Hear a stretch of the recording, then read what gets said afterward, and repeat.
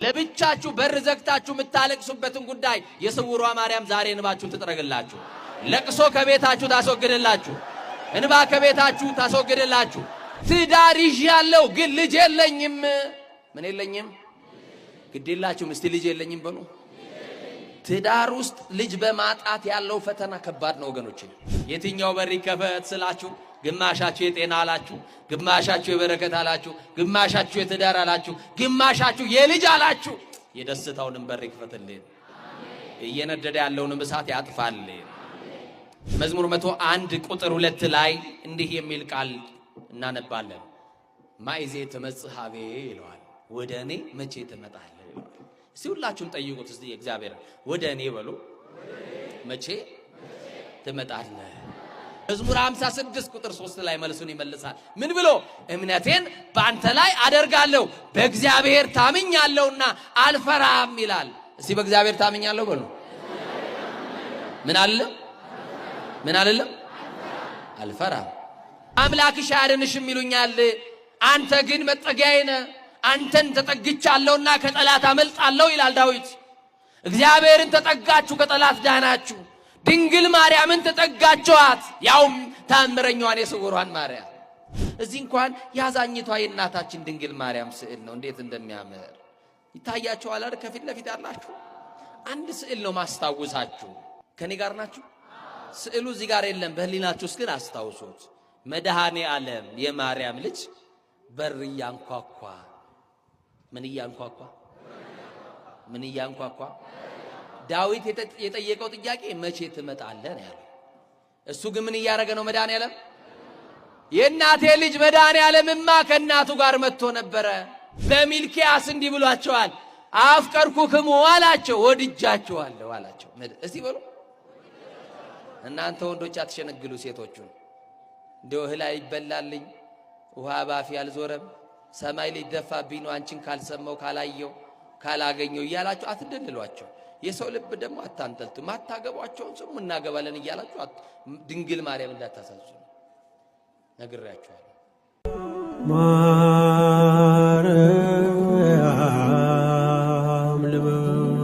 ለቃል ርደት ለስጋም እርገት መሰላል የሆነች የአዲስ ኪዳን ኪሩብ ከሰማይ የረቀቀች ዳግሚት ሰማይ በቀደመ ልመናዋ ፍጥረት የምታስምር አዛኝ የጻድቃን ወዳጅ የኃጥአን አማላጅ እናታችን መመኪያችን አማላጃችን በረሃብ ዘመን በልተን የጠገብንባት መሶባችን ድንግል ማርያም በጥማት ዘመን ጠጥተን የረካንባት ጽዋችን ድንግል ማርያም ልብሳችንም ጉርሳችንም ድንግል ማርያም ዘመዳችን ወገናችን ድንግል ማርያም የምንመረጎዝባት በትረ ሃይማኖታችን ድንግል ማርያም የምንመካባት የመመኪያችን ዘውድ ድንግል ማርያም ከፍ ከፍ ያልንባት መታያችን ድንግል ማርያም የሕይወት እንጀራ የቀረበባት አማናዊት መሶብ ድንግል ማርያም ከኃጢአት ስጥመት የዳንባት መርከባችን ድንግል ማርያም በደቂቀ አዳም በልዑላኑ በትሑታኑ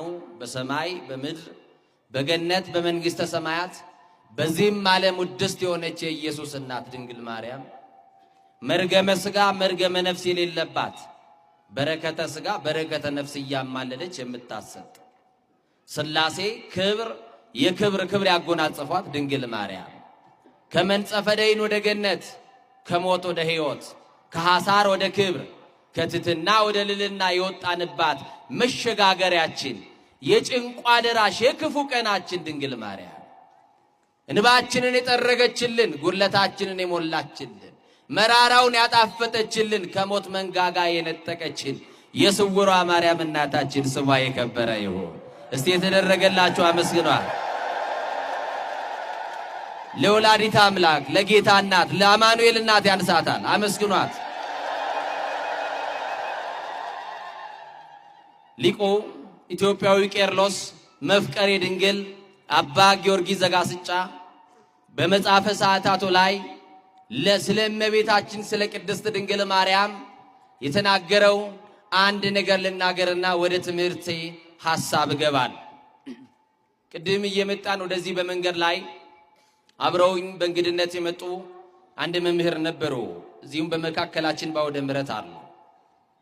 በተራራ ላይ ያለች አንድ ቤተክርስቲያን በዚህ አቅራቢያ አየውና ያችን ቤተክርስቲያን ተደንቄ ፎቶ ሳነሳት የአባ ጊዮርጊስ ዘጋስጫን ድርሰት ያንን የጸሎት ቃል ሊቁ ወንድሜ መምህሬ ያስታወሱኝና እዚህ ቁጭ ካልኩ በኋላ ያ ነገር በውስጤ መጣ። እንዲህ ይላል አባ ጊዮርጊስ ዘጋስጫ በሰማይ ያለችውን በላይ በሰማይ ያለውን መላእክት የሚያገለግሉባትን ሀገረ ሰማይ ይመለከትና በሰማይ መላእክት የሚያገለግሉትን አገልግሎት ተገልጦለት ያይና በምድራዊት ቤተ መቅደስ የተሰበሰብነው እኛ ምድራውያን አገልጋዮቹ የምናገለግላትን ወይም የተሰበሰብንባትን ቤተ መቅደስ በሰማይ ካለችው ጋር ያነጻጽራል።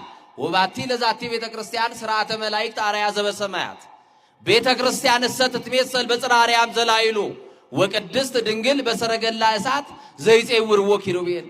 ለዚች ቤተ ክርስቲያን አለ። እስቲ ሁላችሁም ለዚች ቤተ ክርስቲያን በሉ።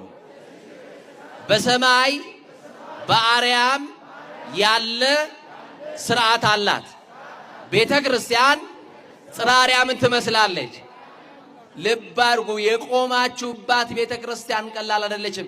ምንን ትመስላለች ብላችሁ መሰከራችሁልኝ?